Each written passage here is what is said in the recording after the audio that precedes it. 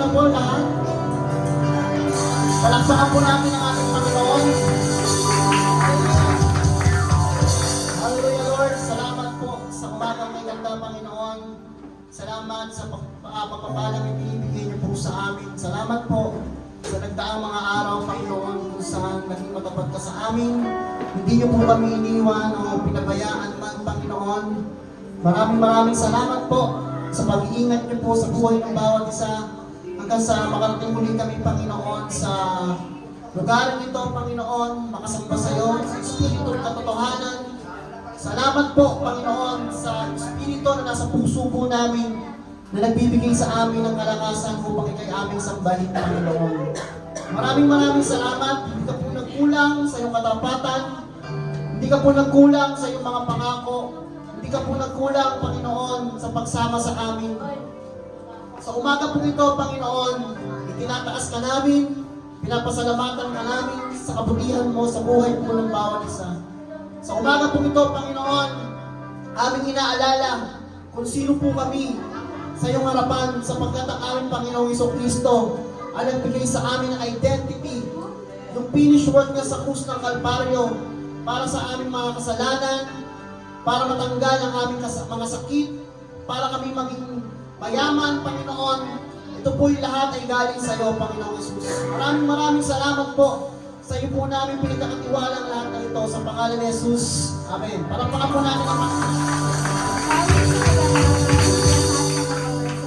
Si Yahweh ay papurihan, paglingkuran siyang pusa, lumapit sa presensya niya at tumawit ng may tuwa. O si Yahweh ay ating Diyos, ito'y dapat na malaman. Tayo'y kanyang lahat. Tayo'y lahat na nilalang. Lahat tayo'y bayan niya, kabilang sa kanyang kawan. Pumasok sa kanyang templo na ang puso'y nagdiriwang. Umaawit, nagpupuri sa loob ng dakong banal. Purihin ang ngalan niya at siya'y pasalamatan. Napakabuti ni Yahweh. Pag-ibig niya'y walang hanggan. Pag-ibig niya ay tunay, laging tapat kailan. sabi mo sa katabi mo, may pinagpala ka ngayong araw. Kalabitin mo, huwag mo papayag na hindi ka pakakalabi. Hallelujah!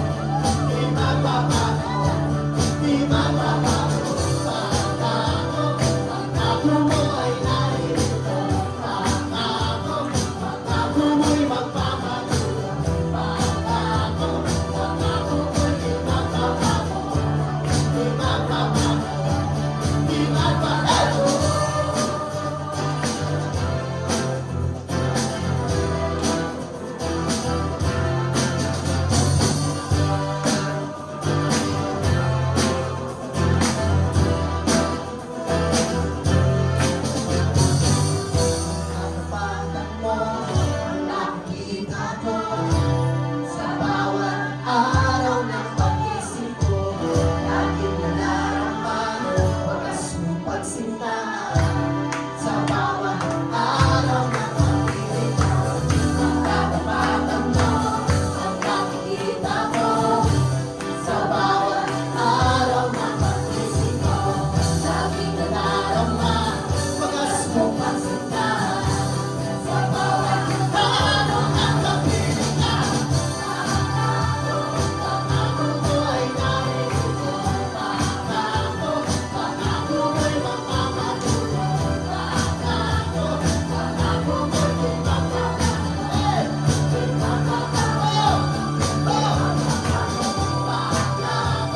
Pangako ko ay narinig ko.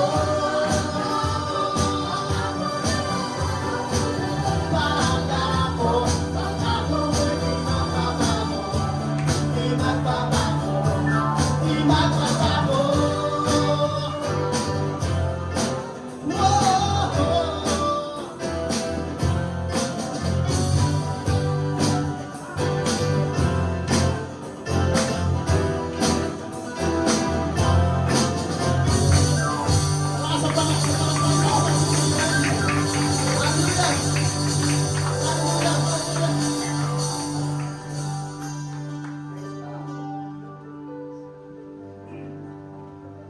Hallelujah, Lord. Salamat po sa iyong mga pangako sa buhay ko ng bawat isa.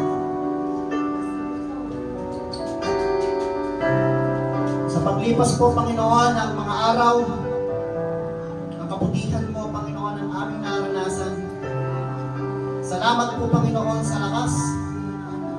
Salamat po, Panginoon, sa pambihirang pangako mo sa aming buhay. Hallelujah. Wala kang katulad, walang gaya mo. Ikaw lang ang Diyos na sinasambang lubos. Sa paglipas ng panahon, ikaw pa rin hanggang ngayon. At magpakailanman, Panginoon. Tataas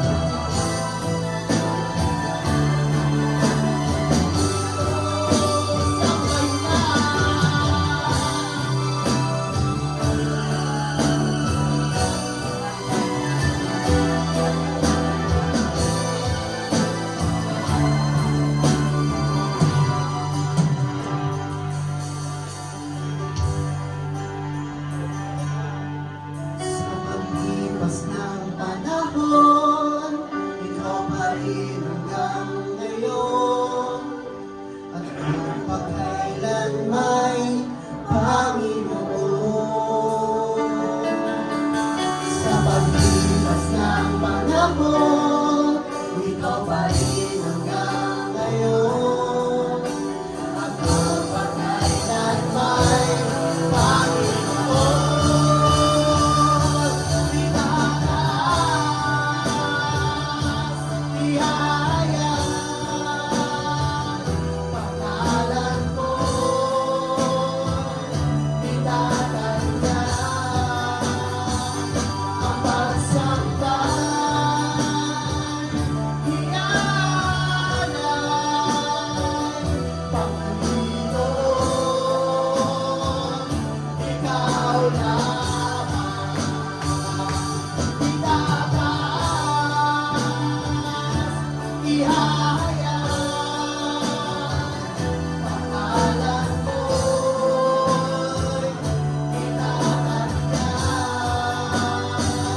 Ang pagsambay, ialay, Panginoon, ikaw lamang. Panginoon, ikaw lamang. Panginoon, ikaw lamang. Panginoon, ikaw lamang.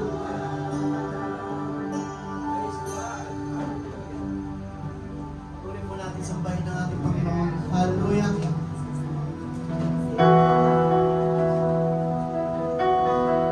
Salamat sa iyong dakilang pagmamahal, Panginoon.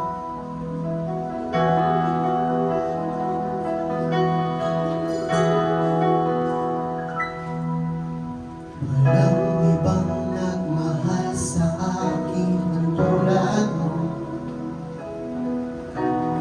Pag-ibig mo'y kapal at di nagbabago.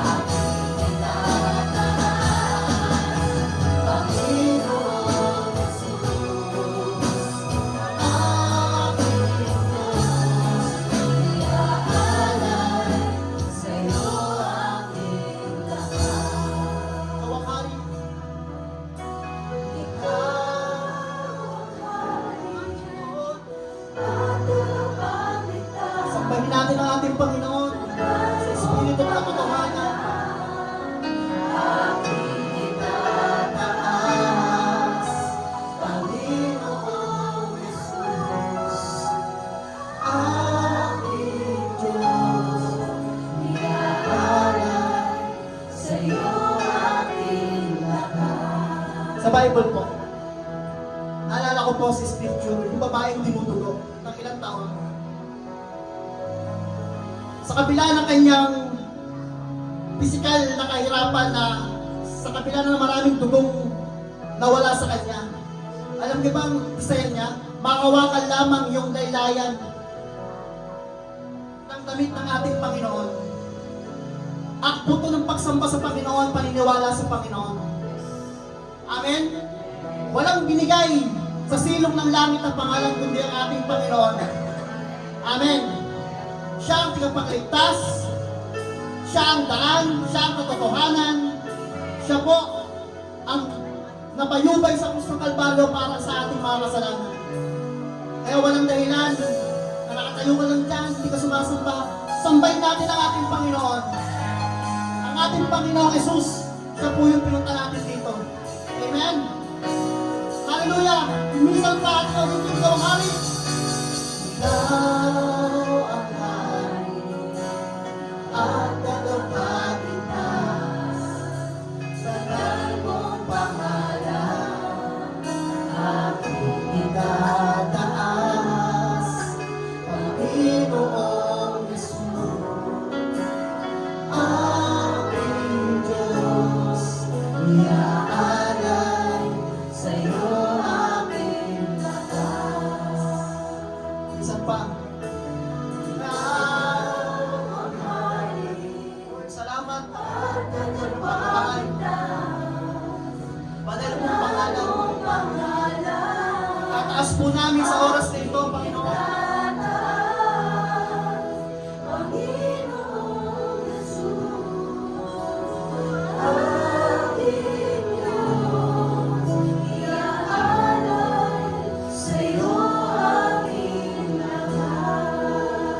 Magbigay po tayo ng pasasalamat sa Panginoon. Bukan natin yung magbabig natin. Lord, salamat. Pagsubok.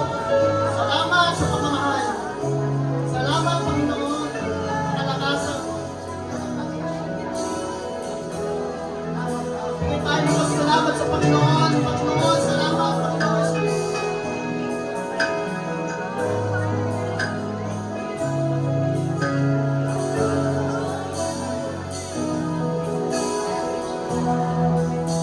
Panginoon, sa umaga po ito, naniniwala po kami at nagtitiwala sa iyong mga pangako, Panginoon. Alam namin sa lahat ng bagay, ikaw po ay tapat, Panginoon. Alam namin sa iyong mga pangako na andun po, Panginoon, ang kaakibat na paghihintay po namin.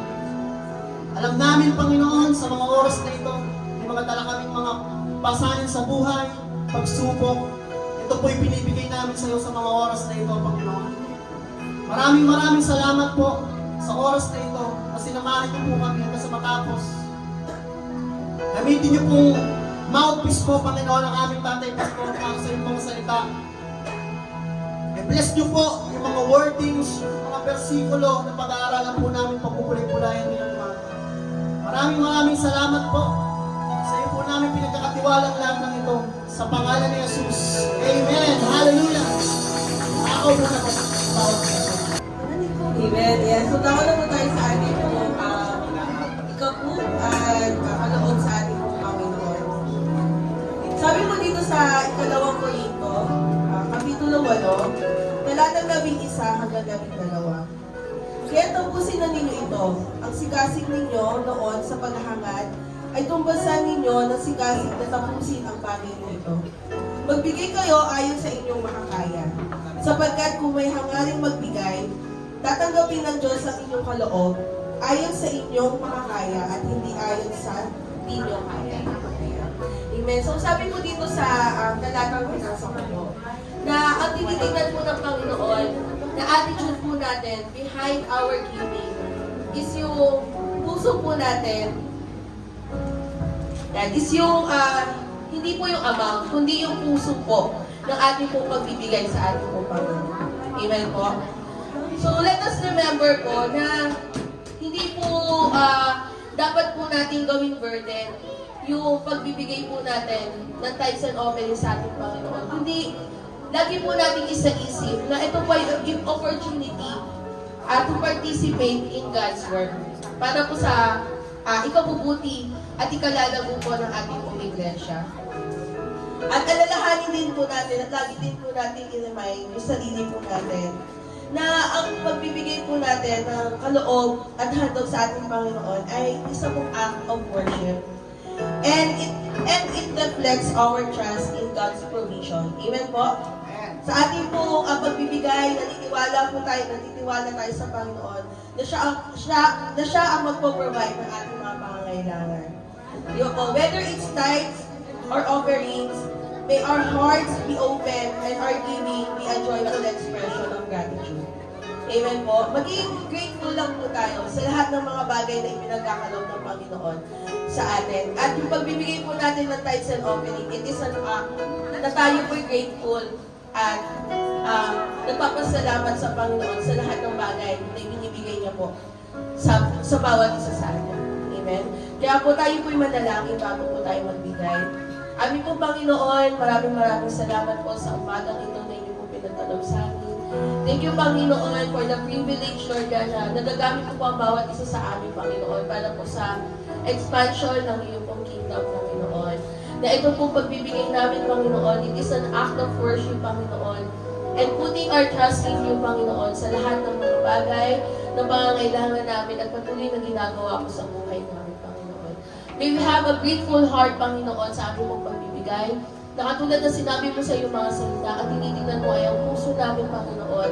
Puso na handang maglingkod sa iyo, puso na handang papunihan ka sa pamamagitan ng aming pagbibigay ng kaloob at ikaw po para sa iyo, Panginoon. Wala po ibang maitaas sa mapapunihan kundi ikaw lamang, Panginoon. Sa pangalan ni Jesus, Amen. Magsitayo po tayong lahat at buksan po natin ang ating mga Biblia sa Galatia 1 verse 1 to 6. Mula kay Pablo na hinirang na apostol, hindi ng tao o sa pamamagitan ng tao, kundi ni Hesukristo at ng Diyos Ama na muling bumuhay kay Jesus. At mula sa lahat ng mga kapatid na kasama ko, pagbati sa mga iglesia sa Galatia. Sumainyo nawa ang kagandahang loob at kapayapaan mula sa Diyos Ama at sa ating Panginoong Hesukristo. Inialay ni Hesukristo ang kanyang sarili para sa ating makasalanan ayon sa kalooban ng ating Diyos Ama upang mahango tayo sa kasamaang naghahari ngayon sa sanlibutang ito. Purihin ang Diyos magpakailanman. Amen. Sa ibang magandang balita. Maaari na po tayong magsiupo. Magandang umaga po sa inyo po lahat. Good morning! Morning! Pag tayo ay na kay Lord, dapat lagi tayo masaya. Amen po ba? Amen! Siyempre naman, kasi si Lord ang dahilan kung bakit tayo po ay narito lahat. Wala tayong ibang pinupuntahan dito, kundi po ang ating Panginoon. Meron tayong kaisipan, meron tayong puso, gumagayak tayo, naliligo ng maayos, nagagayak ng maayos, dahil ang gusto natin ay magkasama-sama tayo para sambahin ang ating pong Panginoon. So, naalala ko po, nung panahon po ng kasikatan ni Michael Jackson, siguro naman, kilala nyo si Michael Jackson, ano? Doon sa mga medyo kasi naidaran ko, kilalang kilala yan. Ewan ko lang sa panahon ng ating kabataan ngayon, kung kilala nyo pa si Michael Jackson. Si Michael Jackson ay isa sa prominenteng kilalang kilala na kapag nagkonsyerto, hinihimatay ang mga nanonood. Hinihimatay, umiiyak, hinihimatay, naghihiyawan, naglulundagan. At kapag ka po nagkonsyerto, hindi makalaglag karayom sa dami ng tao na sumisigaw kay Michael Jackson. Kapag siya'y lumabas na sa entablado, hiyawan, walang patin na sigawan. Si Michael Jackson po ay tao. Tama? Tao siya, pero Diyos ng tao. Okay? Kahapon po, galing ako sa SM Bacoor, meron ako inasikaso doon. May mga nagsisigawan na mga kabataan. Walang humpay na pagsisigawan. Ang tanong, bakit? Anong nangyari? Sino ang nadoon? Ito na naman, artistang gwapo, kabataan, tinitilian ng mga tao. Tao sa tao, sobra-sobra tayo magpantasya, sobra-sobra tayo magbigay ng panahon. Pero ano kaya kung ang Panginoong Hesus ang nasa entablado? Sa palagay nyo, sisigaw ang tao? Sa palagay nyo, titili ang kababaihan para sa Kanya? Sa palagay nyo, ang mga kalalakihan ay maglulundagan pagsasabi, eto na ang Panginoong Hesus! Yay! Yay! Yay! Sa aking palagay po, hindi. Hindi mangyayari sapagkat ang dala ng ating Panginoong Hesus ay pagtutuwid. Ang dala ng ating Panginoong Hesus ay katotohanan. Ang dala ng Panginoong Hesus ay kung ano ang tama at kung ano ang lumilihis sa pinaniniwalaan ng mga tao. Kaya po, kung sino lamang ang sisigaw, magtataas ng kamay, magbibigay ng atensyon sa ating pong Panginoong Hesus, ay walang iba kundi yung naniniwala at nagtitiwala sa ginawa niya sa iyong buhay. Gayon na lamang ang pag-ibig ng Diyos sa sanlibutan ay binigay niya ang kanyang buktong na anak upang ang sinumang sa kanya ay sumampalataya ay hindi mapahamak kundi magkaroon ng buhay na walang hanggan. Alam po ninyo, kung alam nyo lang kung gaano tayo kamahal ng ating Panginoon. Ang impyerno ay hindi inilaan para sa mga nagmamahal sa Kanya. Ang impyerno ay nakalaan para doon sa mga hindi nagtitiwala at sumasamba sa Kanya. Kaya kapag nakakakita ako ng mga anak ng Diyos na pagdating sa pagsamba ay seryosong sumasamba, ako po'y nagagalak ang puso.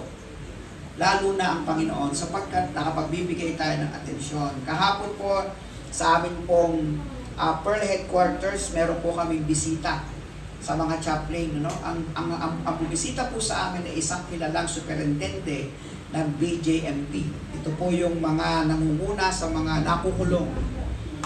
Dahil siya po isang abogado at siya po isang kilala, pagpasok pa lang sa pintuan, lahat kami na naka-uniforme, nagbigay pugay. No?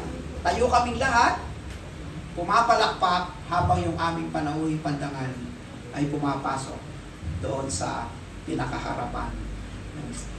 At kung hindi kami pinapaupo, hindi kami nauupo. Ganon po yung ating relasyon dito sa lupa pagdating sa tao sa tao. Ganon tayo tumatanong ng utang ng loob pagdating sa tao sa tao. Pero hindi natin naiintindihan lahat ng mga taong hinahangaan natin, lahat ng mga tao kung anuman ang meron siya. Lahat yan hindi pwedeng magmalaki. Kasi sa Diyos lahat nagmula ang kung anuman ang meron siya, pero hindi nakikita ng tao ito. Madalas ang nakikita nila ay kung ano nagiging pakinabang nila sa kapwa-tao. Alam niyo po ba na meron lamang iisa dapat sinesentro ang ating isip at ang ating puso? Walang iba kundi ang ating Panginoong Hesus. Yun po yung paksa natin ngayon. Nag-iisa lang ang mabuting balita. Sabihin nyo nga, nag-iisa lang ang mabuting balita. Nag-iisa lang ang mabuting balita. Okay. Ang banal na kasulatan ito, mula po ng 2 taon nagkasama-sama tayo. Sa simula pa lang, doon pa lang sa aming bahay. Hanggang mapalik pa tayo dito, wala po tayong ibang binubuksan kundi ang banal na kasulatan.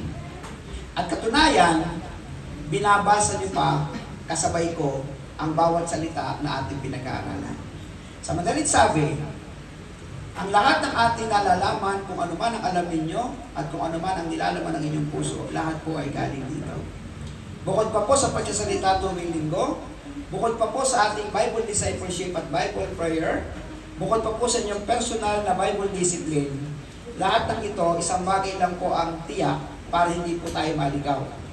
Paniwalaan nyo kung ano ang sinasabi ng banal na kasulatan at huwag nyo dadagdagan.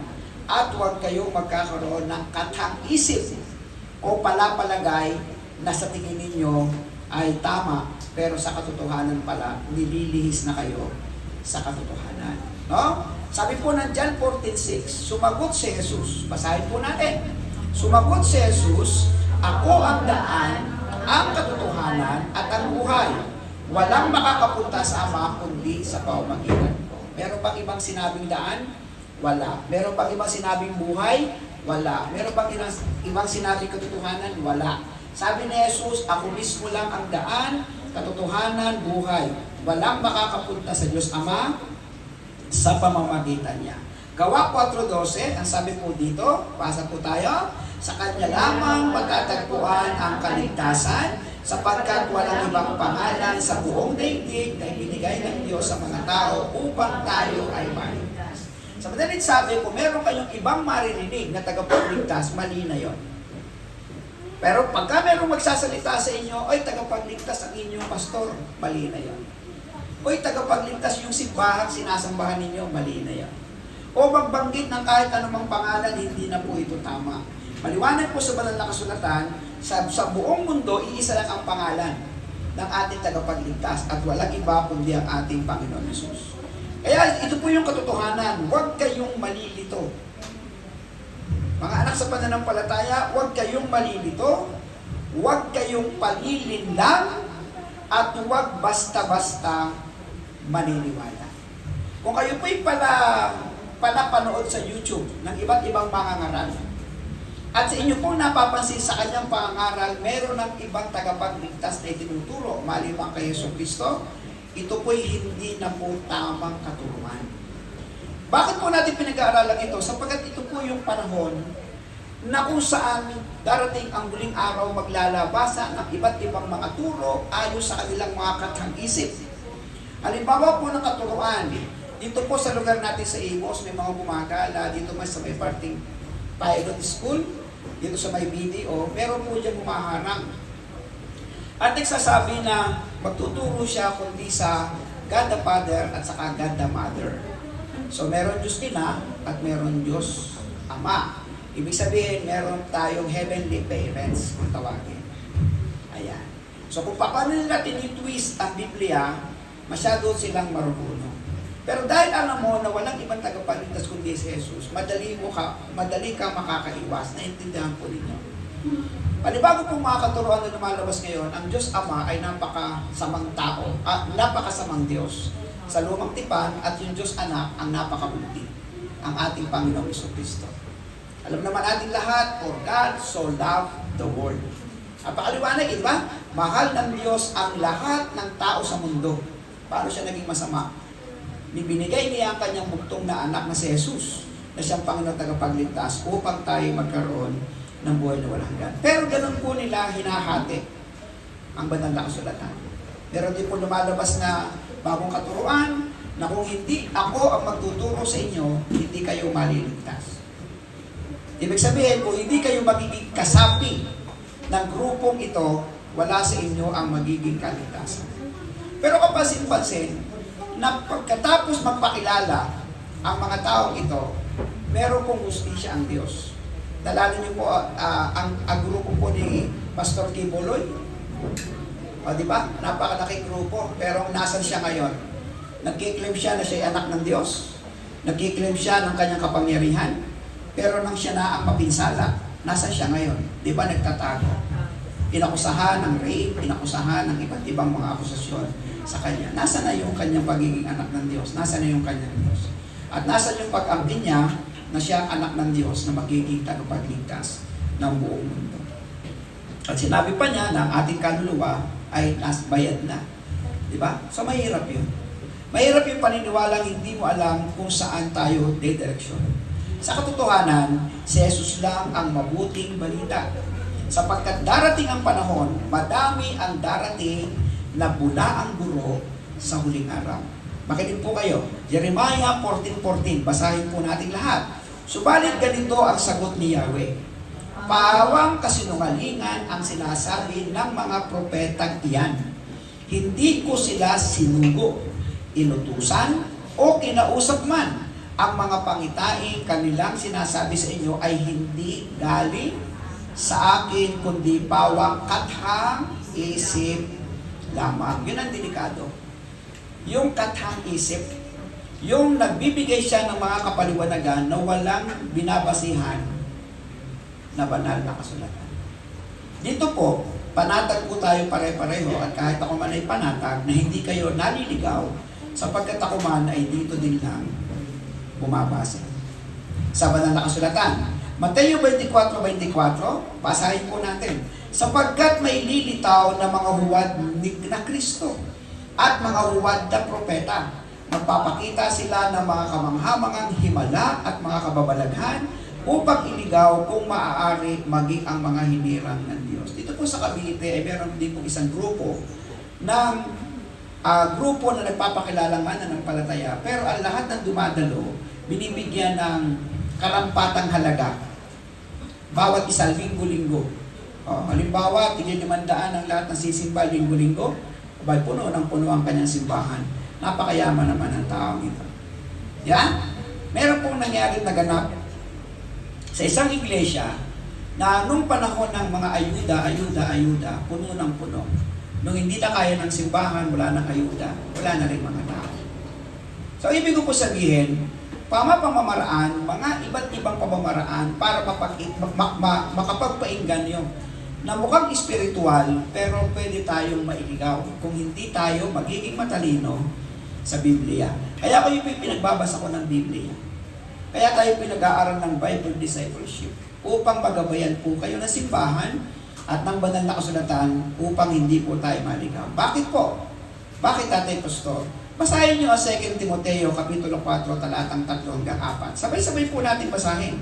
Sapagkat darating ang panahon, hindi na sila makikinig sa wastong katuruan. Sa halip, susundin nila ang kanilang hilig. Maghahanap sila ng mga tagapagturo na walang ituturo kundi ang ibig lamang nilang marinig. Hindi na sila makikinig sa katotohanan, sa halip ay ibabaling ang kanilang pansin sa pangangkat ng isip. Kung ano yung pabor sa'yo, doon ka. Pabor na pwede kang hindi pagbawalan sa mga bisyo mo, doon ako. Nakuha niya? Pabor na kung saan ikaw ay papayagan ka sa ganitong mga bagay kahit baka sanlibutan, doon ako. Lahat ng mga bagay na kung saan ay mabuti sa iyong pandinig, doon ka.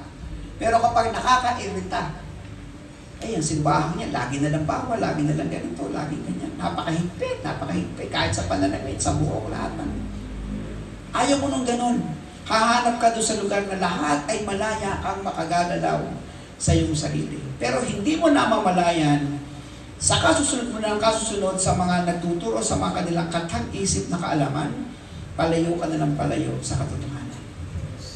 Sa pag-uusap po natin ngayon pong umagang ito, gusto ko po kayong dalhin sa iisa lamang isip, sa iisa lamang direksyon, at huwag na sanang mapagbago ito pagdating ng panahon. Atin pong tularan kung paano si Apostol Pablo nanindigan sa iisang mabuting balita.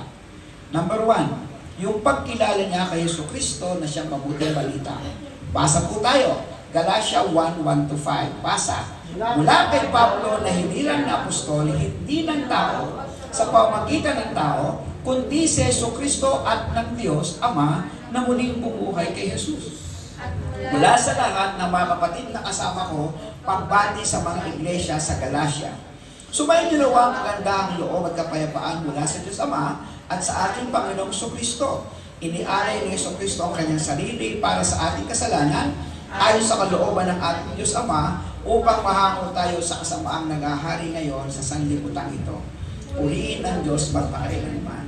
Ang Apostol Pablo natin ay galit kay Jesus nung panahon na yun. Galit siya sa mga tagasunod ni Jesus nung panahon na yun. Humingi pa siya ng sulat sa gobernador ng Roma para ipabilanggo o kaya patayin o kaya puksain ang lahat. Kaya lahat ng kakristyano ng panahon na yun nagsisipagtago. Pag dumating si Apostol Pablo na nakasakay ng kanyang kabayo, nagtataguan ng mga Kristiyanong tagasunod. Ayaw mahuli kasi binigyan siya ng kapangyarihang pulihin. Pero ang Panginoong Jesucristo ay naging marunong sa lahat, naging mabuti sa lahat. Kinatagpo niya si Apostol Pablo sa daang Damasco, sa Gawa Kapitulo 9, kung saan siya po ay nabulag pansamantala, kung saan narinig niya ang tinig ng Panginoong Hesus, akong si Jesus na iyong pinag-uusig.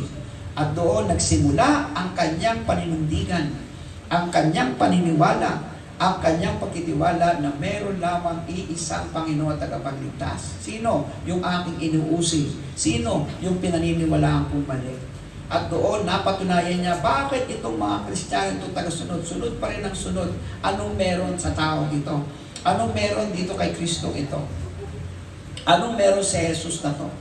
At doon niya napagtanto ang kwento ng Panginoong Jesus.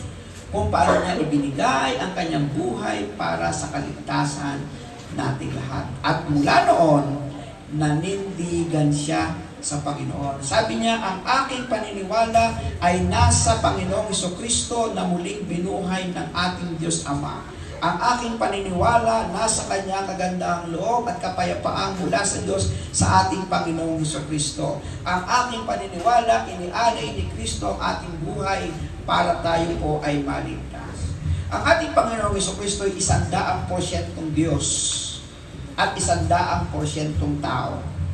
Ibig po sabihin siya po yung totoong Diyos sa kanyang 100% pagkatao o pagiging Diyos, at siya po yung 100% Diyos din na nabuhay at nakahilubilo sa atin mula nang ipanganak ni Birhen Maria sa isang sabsaban at umidad siya ng 33 kalahating taon bago po siya umakyat doon sa langit. Ang Panginoong Hesus ay umabot ng 30 taon, 30 years. Pagkatapos, 3.5 years siyang naglingkod dito sa atin, kasama ng kanyang 12 alagad. Ano po yung patunay? O muli, babasa po tayo. Juan, Kapitulo 1, talatang 1. Nang pasimula ay naroon na ang salita. At ang salita ay kasama ng Diyos at ang salita ay Diyos. Sino yung salitang tinutukoy? O basa ulit tayo. Juan 1:14. Naging tao ang salita at nanirahan sa piling namin. Nakita namin ang kaluwalhatiang tunay sa Kanya bilang kaisa-isang anak ng Ama, siya ay puspos ng kagandahang loob at ng katotohanan. Hindi imposible na Diyos maging tao, pero napaka-imposible tao para maging Diyos. Tama po ba? Kaya ang ating Panginoong Hesus mula sa Kanyang pagiging Diyos, siya po ay nagkatawang tao sa pamamagitan ni Birhen Maria ayon sa kwento ng kasaysayan. Kita nyo? Walang kaligaw-ligaw kasi sinusundan lang natin ang kwento ng banal na kasulatan. Kaya paano si Apostol Pablo tumindig? Ito ang kanyang paninindigan. Ang Panginoong Jesucristo ang bumirang sa kanya. Ganon din sa atin. Na kay Jesucristo ang kagandahang loob at kapayapaan. Ganon din po tayo ngayon. At nasa Panginoong Jesucristo ang pagliligtas sa ating kaluluwa laban sa kasamaan ng kasalanan. Yun ang sinusundan natin at ipinamumuhay natin. Kathang isip ba ito galing kay Tatay Pastor? Hindi. Sa banal na kasulatan, binabasa natin. Ngayon, ikaw, paano mo ipapakilala si Jesus sa buhay mo? Pag may nagtatanong sa atin, paano mo ipapakilala si Jesus? Ang Biblia ang sasagot para sa inyo. Tama po ba? Sabihin nyo lang, walang ibang daan, katotohanan at buhay maliban sa ating Panginoong Jesucristo. Walang ibang pangalan. Siya lang ang aking pinaniniwala kasi siya lang naman ang nag-iisang namatay sa krus at nagpakahirap para sa akin. Tama ba? Siya yung aming Diyos na makaikatlong araw ay nabuhay na mamuli.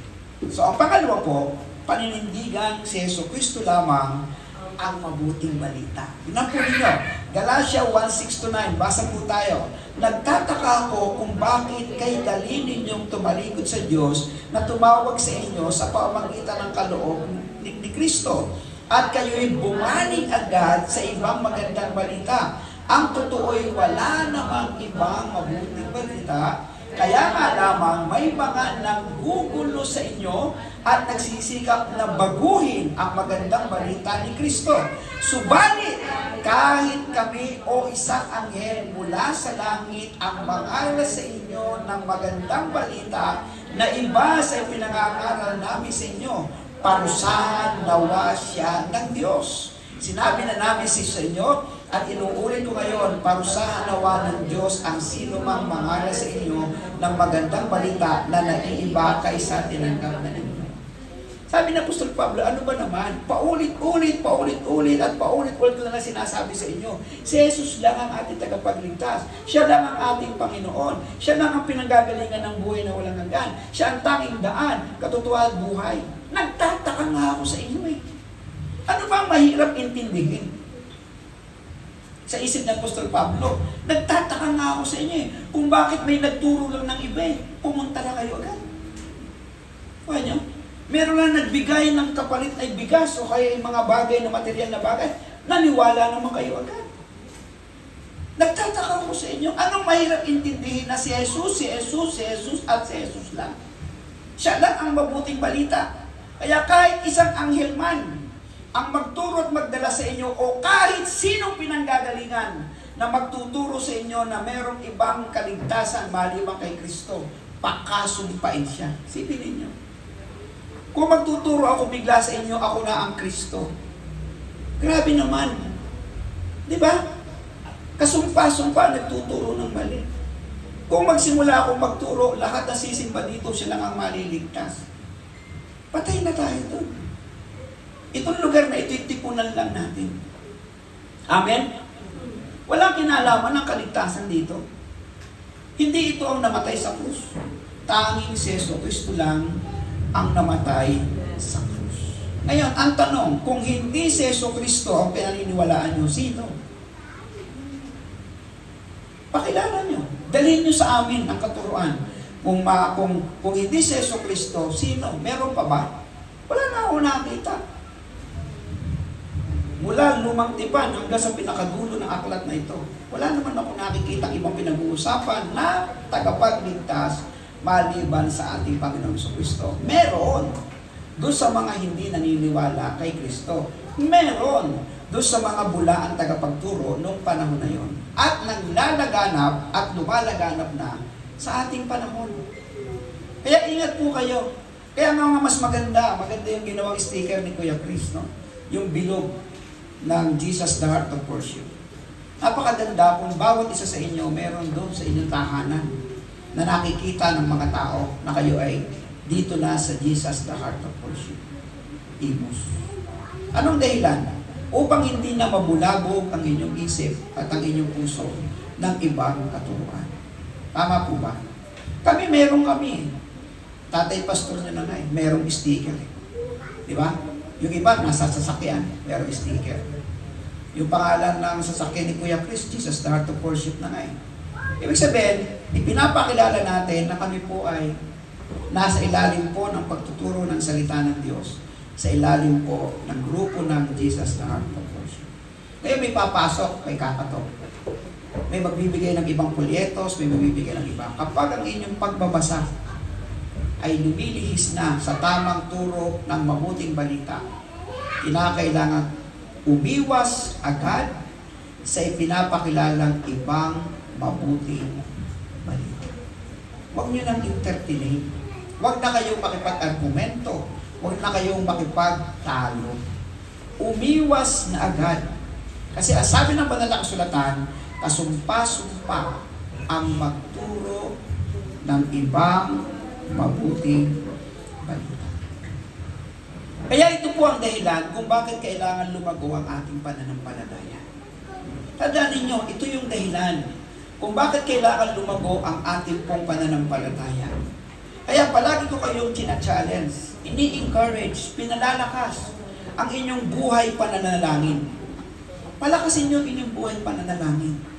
Palagi niyong kausapin ang ating Diyos. Mag-enjoy kayo. Kung kayo ay merong mahal sa puso, nobyo man o nobya, na araw-araw gusto nyo ka-text, araw-araw gusto nyo meron kayong kausap, sana ganun din sa Diyos. Kung meron kayong, halimbawa, in love tayo sa ating kanya-kanyang asawa, gusto nating kausapin. Ako, sa buong maghapon, at ayaw ko mawala ng komunikasyon sa aking pong asawa. Araw-araw yan. No? Kasi siyempre, mahal ko siya. Di ba? At alam kong mahal niyo rin ang isa't isa. Ayaw nating mawala ng komunikasyon. Kahit, hi, kumain ka na ba? Kumusta ka na? Nasaan ka na? Ano ba ang meron sa'yo? Ganon tayo bilang tao eh.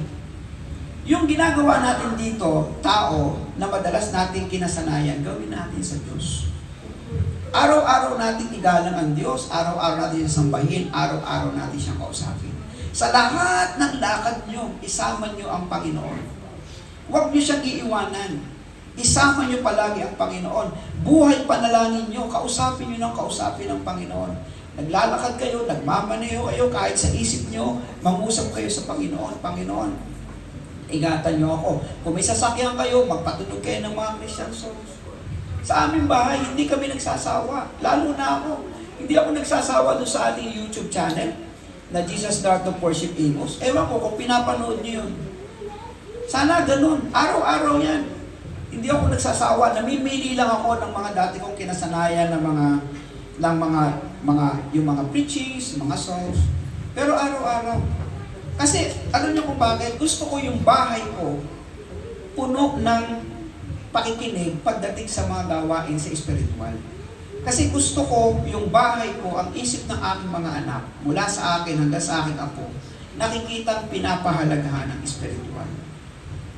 Kung ito po ay magaganap sa inyong buhay, yung inyong buhay pananalangin, yung inyong buhay pagsamba, lalago, titibay, lalakas, at yung inyong pagbabasa ng Biblia. Kaya kayo po inuobliga ko hanggat maaari. Notebook lang naman ang katapat. Babasahin ninyo, pagkatapos isusulat ninyo yung nagustuhan nyo, dadalhin nyo sa akin, papatsikan, tapos. Diba? Ganun lang, ikot lang. Kapag kinasanayan ninyo at naging practice ninyo, titibay, lalago at lalago kayo. Hanggang isang araw, yung inyong buhay patotoo, mangyayari.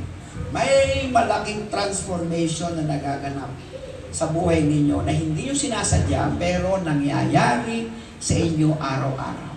Yung mga vision hindi nyo maalis, magugulat na lang kayo, wala na. Tama? Yung mga pagtutungayaw, yung mga pagsasalitang hindi nararapat, kababasa nyo ng Bible, kapapanalangin nyo, masisa nyo, hindi na kayo nagsasalita ng mga ganon. Yung palaging irritable, may ng ulo, yung mga bagay-bagay na nangyayari sa paligid natin na parang sa tingin ninyo hindi nakakalugod sa Diyos, mausisa ninyo wala na. Nawawala unti-unti. Ito ay dahil po sa ating Panginoon. At isang araw, ipagmamalaki ninyo ang Panginoong Hesus, yung inyong buhay, pag-iibanghelyo, ay magiging bahagi na natin. Kaya itong darating po nating Yada concert, acoustic concert sa September 8. Pagkakataon nyo na ito para mag-invite kayo ng mga hindi pa nakakakilala ng lubusan sa Panginoon. Ito na yung pagkakataon ninyo. May mga aanyayahan kayo. Ang anyayahan ninyo, yung mga hindi pa nakakakilala. At dito man lang sa Yada acoustic concert, tayo po ay makapag-ibanghelyo sa kanila. Okay pa? Pangatlo po, pagmamalaki hindi dahil sa tao, kundi papuri na tanging sa Diyos lamang. Galatia 1:10. Sabay-sabay po natin basahin. Bakit ko sinasabi ito? Dahil ba sa nais kong mapuri ng tao? Hindi. Ang papuri lamang ng Diyos ang tanging kong hinahangad. Sinisikap ko bang magbigay lugod sa tao?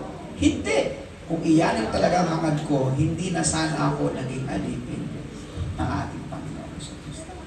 Magpapagod ba ako ng magpapagod para ipagmalaki ko ang aking sarili?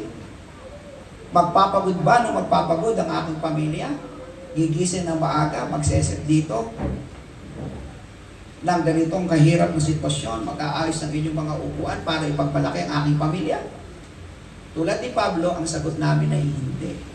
Kasi ang hangarin lang po ng aking pamilya, mabigyan ng lugod ang Panginoon. Tama? Yung mga nagsisipaglingkod ngayon sa Panginoon, si Aiki kasama na natin. Parang susunod na si J-Rod. Papalta na si Pastor Mark, no? Katapos, saka si Hazel, kung alam ko lang. Lahat yan magsisipaglingkod sa Panginoon. Maglilingkod ba kayo para ipagmalaki ang inyong sarili? Sagot, hindi. Yun ang sinasabi ng Apostol Pablo Diba? Isusuko ko ba ang aking sarili? Ibibigay ko ba ang aking oras? Ibibigay ko ba ang sakripisyo para sa inyo para ipagmalaki ako? Sabi ng Apostol Pablo, hindi. Ang hangad ko, mabigyan ng kaluwalhatian ng Diyos at may pamulat sa inyo na walang ibang Panginoon na tagapagligtas kundi ang Panginoong Jesucristo lamang. Kaya sa lahat ng inyong mga anak na mai-involve dito sa acoustic concert na to, tuwang-tuwa ako dahil lahat ng inyong mga anak ay pinapayagan ninyo na maglingkod sa Panginoon. Mga magulang, maipagmapalaki natin sila kasi nakikita natin sila po ay naglilingkod sa ating Panginoon. Ang tagumpay ng atin pong gaganapin na isang napakalaking pagpupuri sa Panginoon ay tagumpay natin sa kanyang kaluwalhatian. So sabi ni Apostol Pablo, ito ay personal ko na pakikipag-ugnay kay Kristo. Si Heso Kristo lamang ang ipinapakilala ko, ang ipinagyayabang ko. Siya lang at wala ng iba. Ha? Sabi pa dito, manatili tayo sa ganitong katuruan ng Biblia. Kahit saan kayo makarating, manatili kayo sa katuruan ng Biblia ang nagsasabi, walang ibang Panginoon at tagapagligtas kay Kristo. Basahin po natin itong statement na to. Maliban kay Heso Kristo, sino? Maliban kay Heso Kristo, sino? Yung sunod na statement. Kung meron pa, bulaang katuruan na yan. Maliwanag mo? Kung meron pa, bulaang katuruan. So maliwanag po ito pong iglesia pong ito o grupo ng pananampalataya, wala pong ibang tagapagligtas at Panginoon kundi ang ating Panginoong Jesucristo. Nag-iisa lang ang mabuting balita, ang ating Panginoong Jesucristo. Kaya tuwing na lang, minsan sa isang buwan, inaalala po natin yung ginagawa ng ating Panginoon. Ginawa ng ating Panginoong Jesus sa ating pong buhay. Diba? Ginawa niya ang lahat ng ito para sa atin. Katawang nabayubay, nahirapan, nasugatan para sa kagalingan ng lahat ng may karamdaman at katawan na ibinigay at sakripisyo hanggang siya po ay mamatay para sa ating kaligtasan at banal na dugo na natigis mula ulo hanggang paa para lamang sa kapatawaran ng ating mga kasalanan. Ipamimigay po ang mga elemento ng ating pong mga ushers para po sa pag-alaala po natin sa banal na hapunan. Hindi ka kasali. Habang maawit po ang ating worship,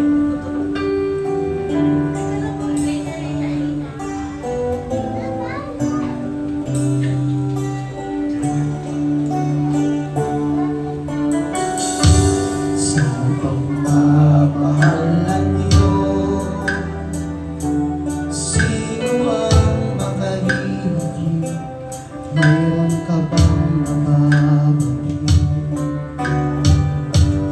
Tugnahan hindi na ibinagkain, nanaog sa mundo, nagpusa, tumanas ng libong sakit.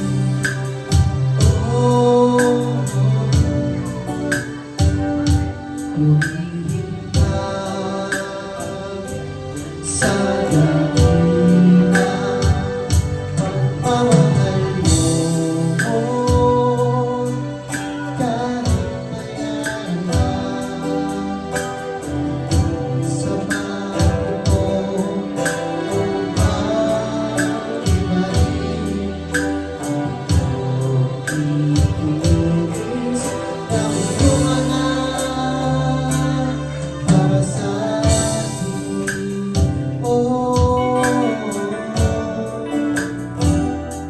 Ulihin ka sa dakilang pagmamahal mo,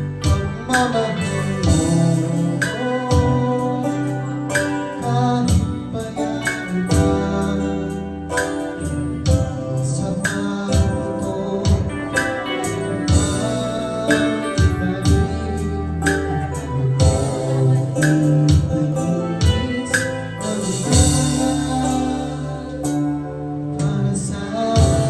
tayo po ito may lahat. Sapagkat ito ang turo na tinanggap ko mula sa Panginoon at ibinigay ko naman sa inyo na gabi siya ipagkanudo ang Panginoon sa lumukot ng tinapay, nagpasalamat at pinagpira-piraso. At sinabi, ito aking katawan, inihahandog para sa inyo. Gawin ninyo ito bilang pag-alaala sa akin. Sabay-sabay po natin kayo.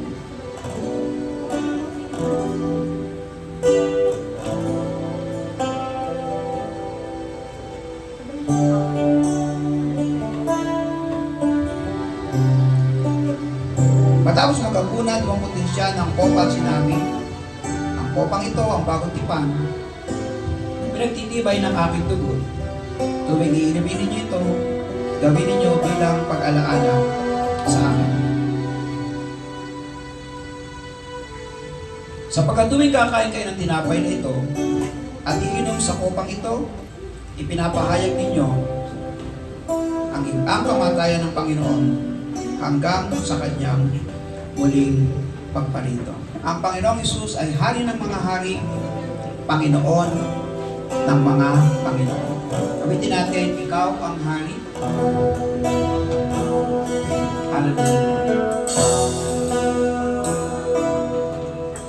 Walang ibang mahal sa akin ang tulad mo. Bakit po tayo lahat? Pag-ibig mo'y wagas At di nababago. Ang patunayan mo ito sa krus ng Kalbaryo. Kaligtasan sa'yo ay natapos. Isa pa natin ulitin.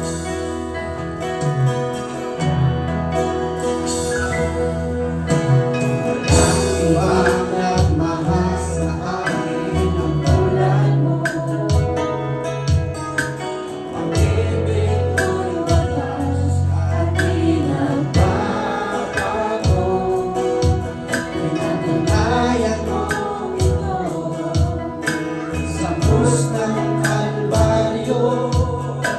Kaligtasan sa'yo ay Taas po natin ang ating mga kamay sa aking mga hari.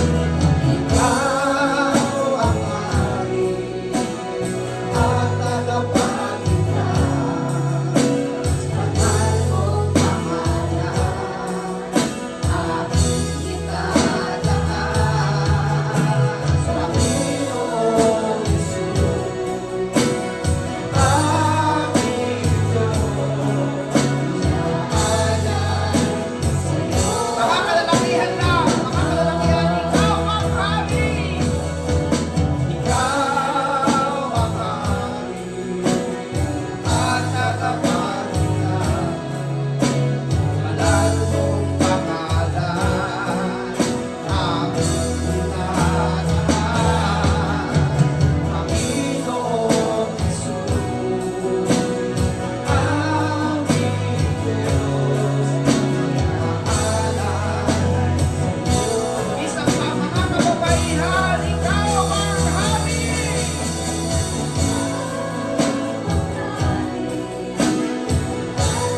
Yes, Lord! Ikaw ang hari ng mga hari at Panginoon ng mga Panginoon! Nag-iisa kang mabuting balita!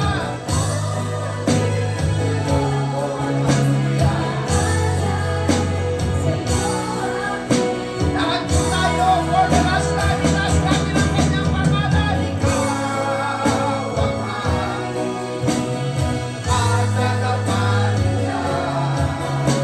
Mahal mong pangalan, aking tinataas. Hallelujah!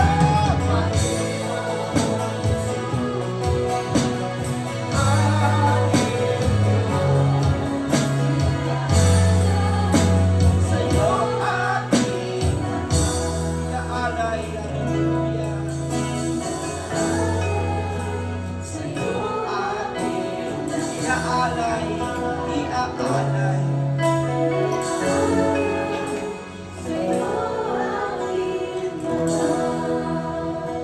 Sumabay kayo sa aking panalangin habang nakatas ng ating mga kamay. Panginoong Jesus, Panginoong Jesus, Ikaw ang natatangi, ikaw ang natatanging, nag-iisa nag-iisa, at wala nang iba. at wala nang iba. Sa aming pananampalataya, Sa aming pananampalataya, mula sa mga pangako, mula sa mga pangako, mula sa iyong mga salita, mula sa iyong salita, kinikilala po namin, ikilala po na Ikaw, Panginoong Jesus, ikaw ang Panginoon, ang tanging daan, ang tanging daan, tanging buhay, tanging buhay, tanging katotohanan. tanging katotohanan, Walang ibang pangalan walang ibang pangalan sa buong mundo sa buong mundo na Panginoon na Panginoon at tagapagligtas at pagdating maliban maliban sa pangalang sa pangalan Jesus. Jesus, Heso Kristo, Heso Kristo, ang aming Panginoon ang aming Panginoon at tagapagligtas. at tagapagligtas. Ako na lang ang mananalangin. Aming Diyos, aming Panginoon, nakita po naman ninyo, narinig po ninyo, ipinapahayag at amin pong idinideklara sa oras na ito, ikaw lamang ang aming kinikilalang hari ng mga hari at Panginoon ng Panginoon. Maliban po sa ibang katuruan, hindi na po kami maniniwala. Maliban po sa ibang papasok at mga kumakalat na iba't ibang katuruan, Panginoon, kahabagan po ninyo sila kung sila po hindi naniniwala sa iyo. Pero kami sa aming maliit na grupong ito, kami po ay naniniwala at nagtitiwala. Ikaw lamang ang aming tunay na Diyos bilang aming Panginoon at sarili tagapagligtas. Sa iyo nang galing ang kagalingan, lahat ng may mga sakit at mga karamdaman dito po sa Jeho family at sa Blessed Family, in Jesus' name, pagalingin po. Sa iyo po pinanggagalingan ang kagandahang loob, ang kapayapaan, ang pag-asa, ang kalakasan. Sa iyo kami nagtitiwala, aming Panginoon Jesucristo, na siya pong gumagabay sa tulong po at gabay ng banal na Espiritu. Salamat o Diyos Ama sa iyong napakalaking pag-ibig sa amin. Kayo pumapatuloy sa aming kanya-kanyang pamilya. Kayo po ang nagpapakain sa amin. Sa iyo nagagaling ang aming buhay. Sa iyo po nagagaling ang pagbabago ng aming po mga sarili. Habang patuloy po kami gumaganap ng aming tungkulin sa aming buhay panalangin, buhay pagsamba, buhay pagbabasa ng iyong salita, buhay pagpapatotoo at pag-iibanghel. Panginoon, patuloy po namin kayo mabigyan ng kaluguran at patuloy po ang kalwalatian ay amin po ay maranasan po namin, Panginoon, sa aming pong buhay, Panginoon. At sa Diyos na napakabuti, napakamapagmahal na umibig sa amin ng gayon na lamang, na hindi po ipinagkait ang aming Panginoong Jesucristo, inikilalang Panginoon at tagapagligtas. Banal na Espiritu nagpapatunay ng aming kaligtasan